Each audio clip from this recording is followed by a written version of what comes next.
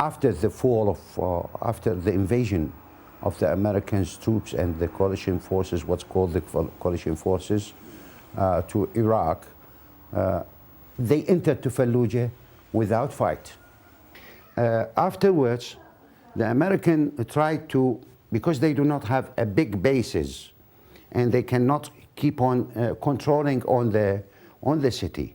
They went to the governmental offices. Among them, there were the schools. So they decided to pull out the students from their schools and pull out the teachers from their schools and have it as a base for them. And they go up on the roof of the school and to control on the city. This was unacceptable to the people of Fallujah. The second day, there was a very big demonstration happening. The students and the teachers and their families are coming just to let the Americans leave those schools, because it's a school. It's not American base. The students should go to study in it. The Americans stopped the studies in Fallujah. So they went in a demonstration, and what happened is that the Americans were in a fearful condition that they shoot them, and they killed almost between 15 to 17 people in that demonstration. And then this raised up the whole condition in Fallujah. This raised up the hatred between the Fallujahs and the American troops. And there is a very big role of the Blackwater Company. The Blackwater Company used to give assistance or to help the American troops. There is a base outside Fallujah. It's Al-Habaniya base. They used it, the American troops used it, and it was under their control. And all of the ammunition, all of the food ration, all of the whatever they need is coming to that base. And it goes in its way to Baghdad, because it was the nearest base to Baghdad. So some of the people tried to throw some of those vehicles of the Blackwater with stones. The foreign contractors are trying to shoot some of the people who were throwing them with the stones. And this made a very big battle between the two of them, that they killed the people of Fallujah killed 4 of the Blackwater, and they burned them. And afterwards they hang them on the bridge. And this was the excuse to the American to make a big battle between them and the Fallujah. So after a full month of battle, and thousands of people were killed, and negotiations started between the people of Fallujah with the government of Iraq and with the American, with the invaders. They reached into a conclusion to stop the fighting. And then it was a ceasefire.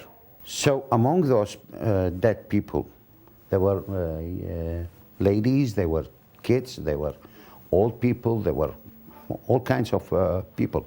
And you know, people, when they are sitting inside their houses and the house is collapsed, they will be dead out of shooting, or directly or indirectly. So they are dead anyhow. So they had been buried, all of them, in the courtyard of the football. It's a yard of football. It's a stadium. And I have been there, and I have seen more than 750 bodies there to be buried. It was a big disastrous. And that was a very big crime.